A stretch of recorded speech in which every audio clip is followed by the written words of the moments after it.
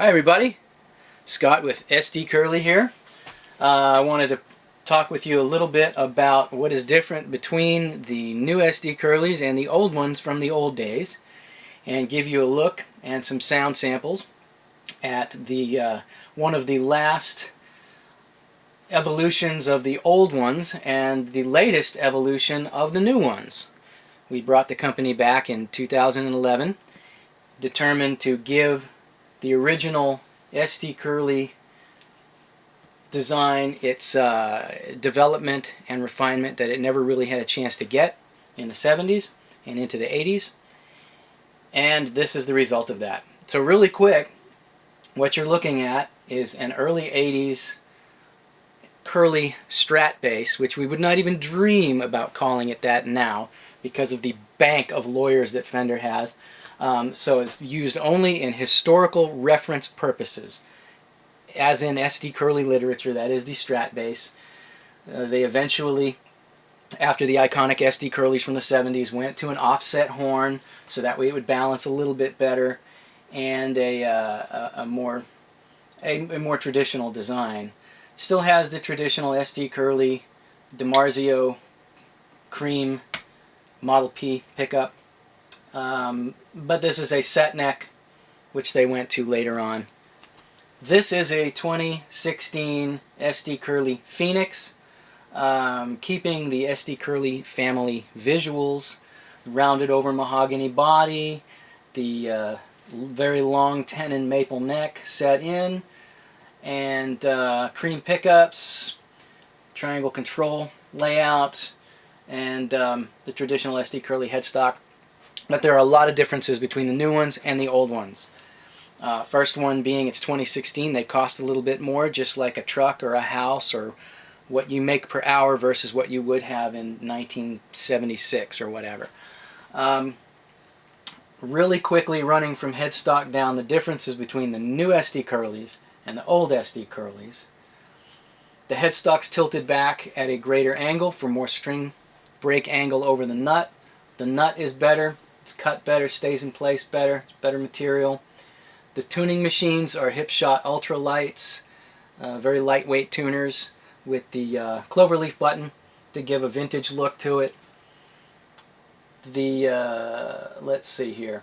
The fingerboard is a separate fingerboard. Old SD Curlees, they fretted directly into the fingerboard, well, directly into the neck blank, three-piece neck blank.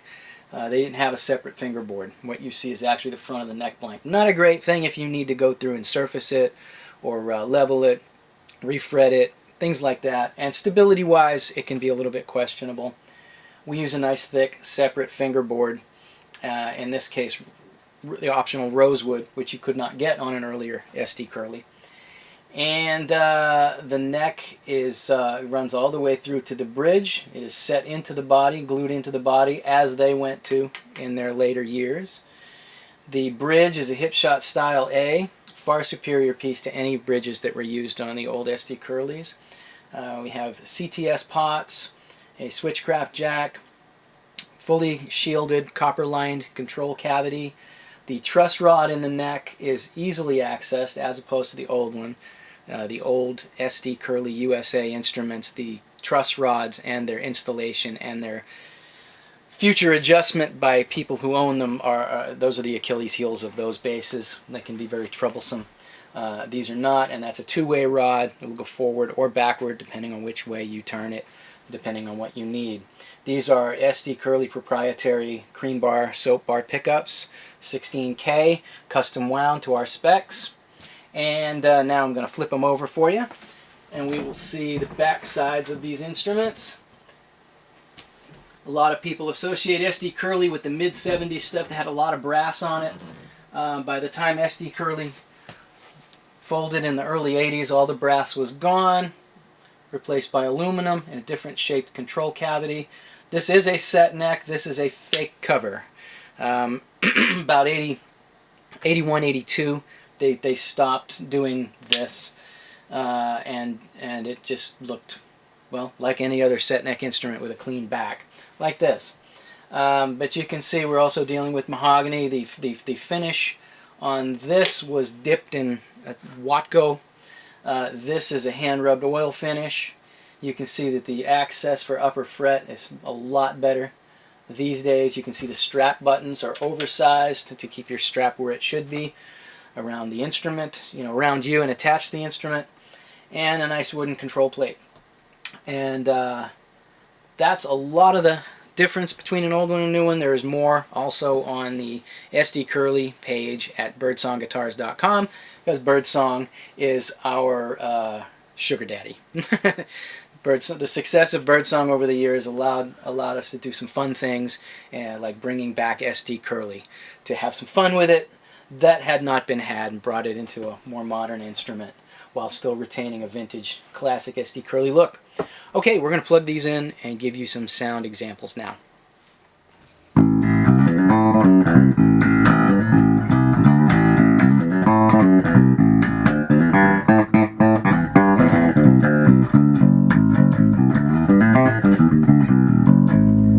Pretty good sound.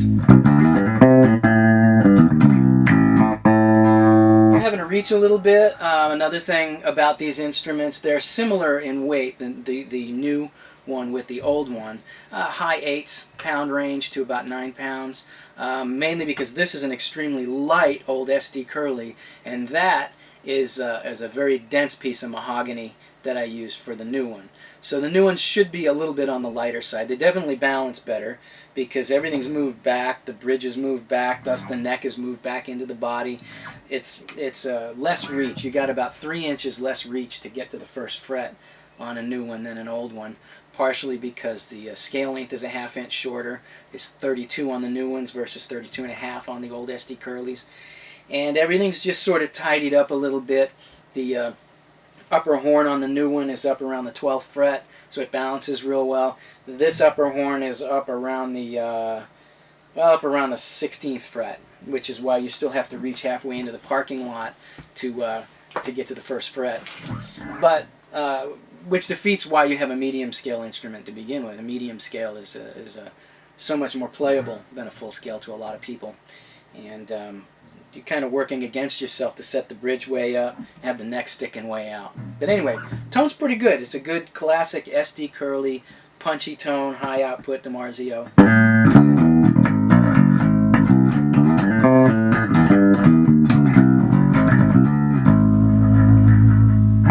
Poof! Just like magic, here I am with the 2016 SD Curlee Phoenix model.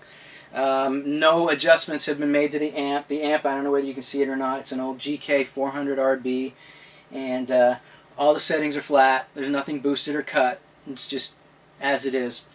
And so now we're going to hear this one and its various sounds. It has 2 pickups, and it's going to be cleaner. It's going to be a little more high fidelity. Still having the SD Curlee punch, but more low lows, more high highs, a little stronger, and much more variety.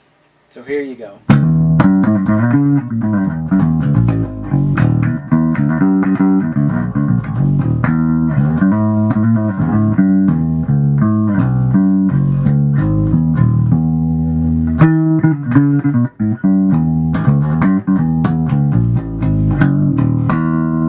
That's the neck pickup. Here's the bridge pickup.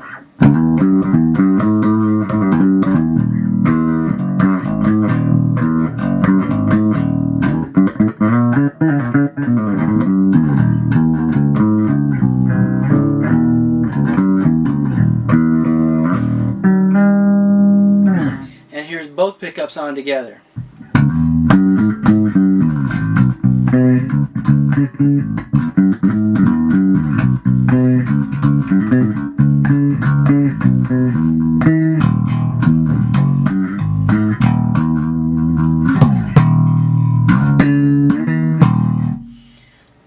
So there you have it. And of course the tone controls are voiced a little bit better than old ones. I'll show you that real quick.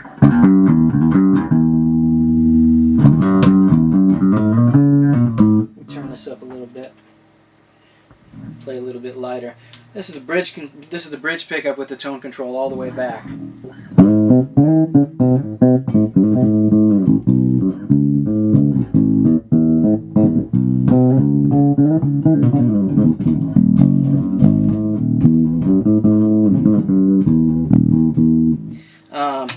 with the tone control all the way back.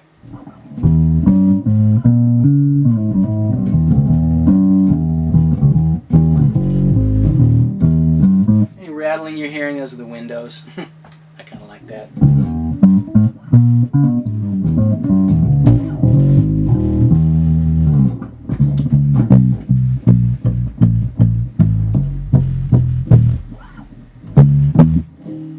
There you have it. For more information, go to the website, birdsongguitars.com, to find the SD Curlee and More page. And that'll tell you all about SD Curlee and the history and us and who the hell we are and what the hell we think we're doing making SD Curlees and all the other fun stuff about SD Curlee history and lore. So, have yourself a great day. Go out there, be happy, and make music happen. This is Scott. If you have any questions, call me directly, 512-395-5126. Have a great day. Thanks for watching.